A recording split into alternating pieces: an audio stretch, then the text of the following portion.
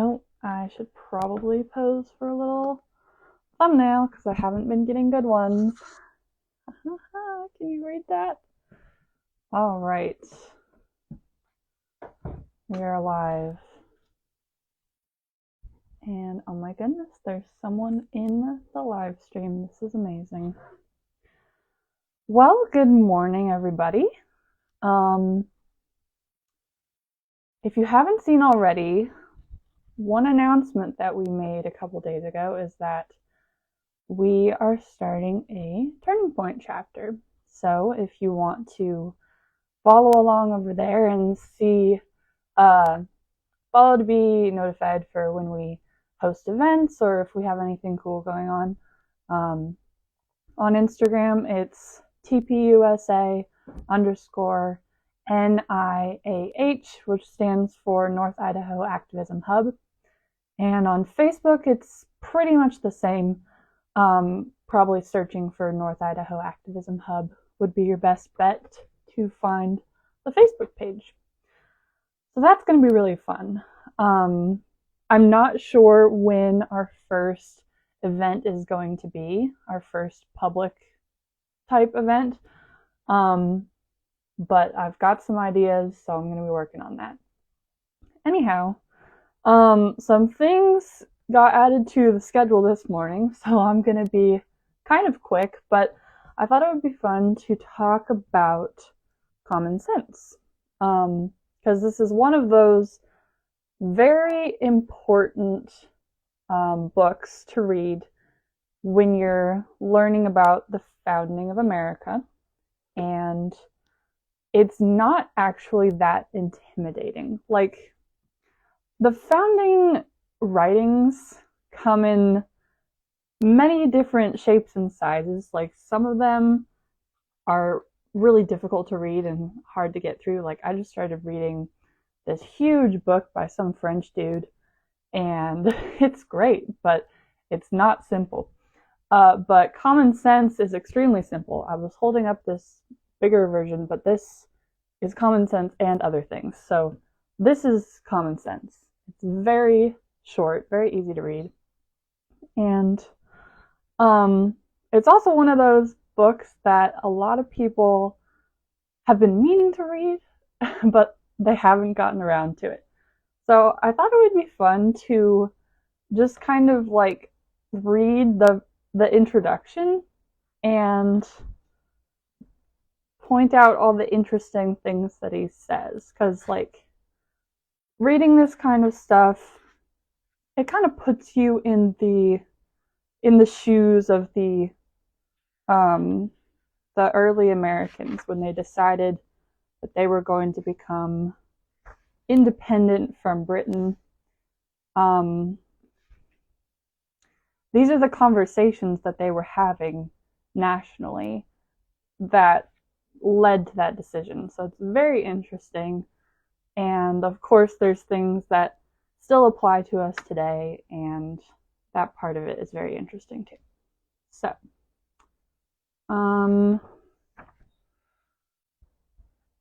should I read the introduction? Yeah, I think I will. Okay, so a fun fact about this is that I think Common Sense was published like the same day that they got some sort of letter from Britain where they were finally like, okay, we're going to have to do something about this. And so it was a very timely publication.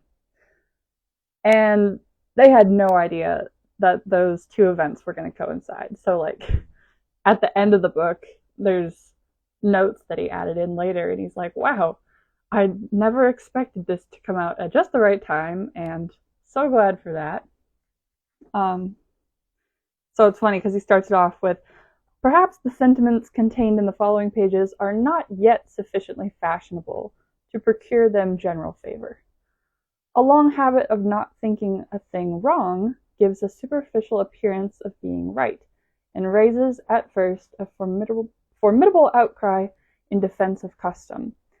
but the tumult soon subsides. I don't know if I pronounced that right. That's one of those words. And time makes more converts than reason. Very interesting.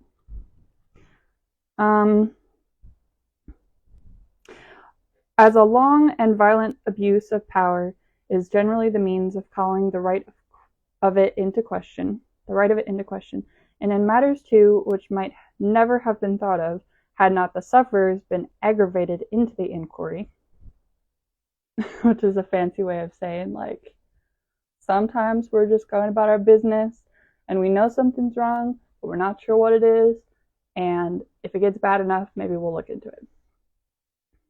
And as the King of England hath undertaken in his own right to support the Parliament in what he calls theirs, that part's kind of technical and not very relatable, but and as the good people of this country are grievously oppressed by the combination, they have an undoubted privilege to inquire into the pretensions of both, and equally to reject the usurpation of either. All right. So, the case of America is, in a great measure, the case of all mankind. Many circumstances have and will arise which are not local but universal, and through which the principles of all lovers of mankind are affected. Yeah. So he's basically saying, like, America is on the forefront of fighting the human plight. So that was the brief intro, and I kind of skipped it I skipped little parts of it because it's not all terribly interesting, but yeah, that was the little intro. So I'm going to hop into like part 1, which is called Of the Origin and Design of Government in General, with concise remarks on the English Constitution. So he's going to talk about where government came from, why we need it, and then critique what the English Constitution is doing, because they're not totally hitting the mark. Not totally fulfilling the true purpose of government. And yeah, so I'm just going to keep reading because there's no one in here right now, so I'm not going to be boring anybody. You can watch this later if you feel like it. Okay. Some writers have so confounded society with government as to leave little or no distinction between them, whereas they are not only different, but have different origins. Society is produced by our wants, and government by our wickedness. The former promotes our happiness positively by uniting our affections, the latter negatively by restraining our vices. The one encourages intercourse, and the other creates distinctions. The first is a patron, the last is a punisher. Very dramatic. But yeah, it's true. It's like, even today, it's like government exists because we need boundaries. Like, you need boundaries around yourself, your personal protection. You need boundaries around the country, as in a border, because if everything just kind of melds together in like a big societal pool,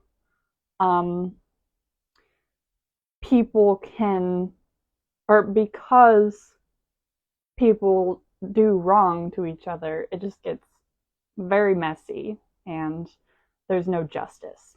So yes, let's continue. Society in every state is a blessing, but government, even in its best state, is but a necessary evil. In its worst state, an intolerable one. For when we suffer, or are exposed to the same miseries by a government, which we might expect in a country without government, our calamity is heightened by reflecting that we furnish the means by which we suffer. I love that quote. Government, like dress, is the badge of lost innocence. The palaces of kings are built on the ruins of the bowers of paradise. Bowers. For were the impulses of conscience clear, uniform, and irresistibly obeyed, man would need no other lawgiver. But that not being the case, he finds it necessary to surrender up a part of his property, which is like taxes, to furnish the means for the protection of the rest. And this he is induced to do by the same prudence which in every other case advises him out of two evils to choose the least. So I love that part too, because I don't know if I have any libertarians watching, but yeah, like the libertarian view doesn't want any government and just wants to be left alone to sort things out. But we understand that government is a necessary evil over here on the conservative side. We get that. But yeah, I think he's doing a good job of explaining why people make that choice and why it's a good choice.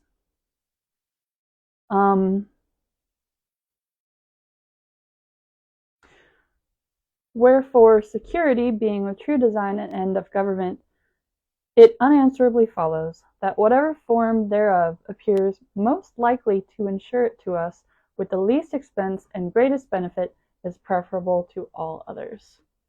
Security is the true design and end of government. We want to pay the least amount for the greatest benefit, and that is also a conservative principle where you don't want to be taxed out of your home. You don't want to pay taxes for all these extra things. You just want the bare minimum. You just want the basics. Okay, so now he's going to go into kind of how people arrive at the need for a republican form of government. In order to give a clear and just idea of the design and end of government, let us suppose a small number of persons settled in some sequestered part of the earth, unconnected with the rest. They will then represent the first peopling of any country or of the world. In this state of natural liberty, society will be their first thought. 1,000 motives will excite them thereto. The strength of one man is so unequal to his wants, and his mind so unfitted for perpetual solitude, that he is soon obliged to seek assistance and relief of another, who in his turn requires the same. 4 or 5 united would be able to raise a tolerable dwelling in the midst of a wilderness, but one man might labor out the common period of life without accomplishing anything. When he had felled his timber, he could not remove it, nor erect it after it was removed. Hunger in the meantime would urge him from his work, and every different want call him a different way. Disease, nay, even misfortune, would be death, for though neither might be mortal, yet either would disable him from living, and reduce him to a state in which he might rather be said to perish than to die. Morbid, but true. Yeah, it's in our world today, we don't really think about things in such simple terms, but it's true. Like, that's how people started out, and that's how America originated, basically. Where, like, it wasn't always this big, sprawling society.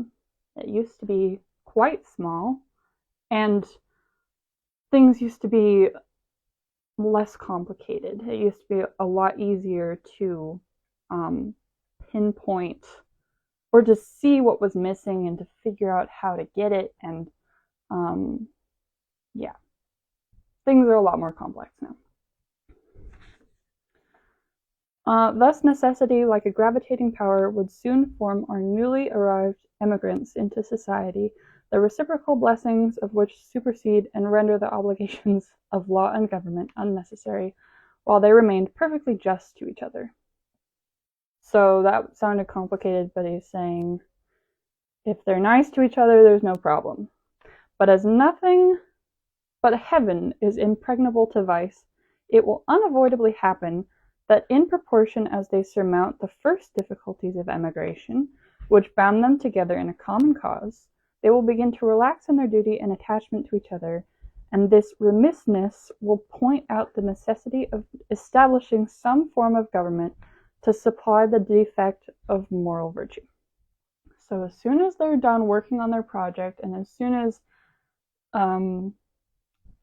cooperation no longer interests them, you can expect people to go off and do their own thing, or leave each other to chance, or otherwise try to take advantage of each other. So that's just like the first couple of paragraphs. And I've already been doing this for quite a few minutes, and I need to go. So I'm not going to read any more at this moment, but let's see, it's 1, 2, 3, 4. So there's 4 more pages in the first chapter, and they're all just as interesting as that. And then the second chapter is also quite interesting. The third one gets a little bit, I don't know, it gets a little bit detailed in the third one, and so it's not as punchy, but still interesting. So I'll wrap up there, and I hope that if you have never taken the chance to read Common Sense before, that this gets your foot in the door, and I hope that was interesting to you. I find this extremely interesting. It's so cool. Yeah, I just really like it. He brings up a lot of good points, and he really simplifies things. He's also going to go into the biblical origins of government, and then also, obviously, the critiques of the English Constitution. So it's really interesting to compare what they had versus what we would have and what we still have. So I'm going to wrap it up. Thanks for watching. Hope you enjoyed, and please comment if you have any comments. All right. See how we can get out of here. There we go.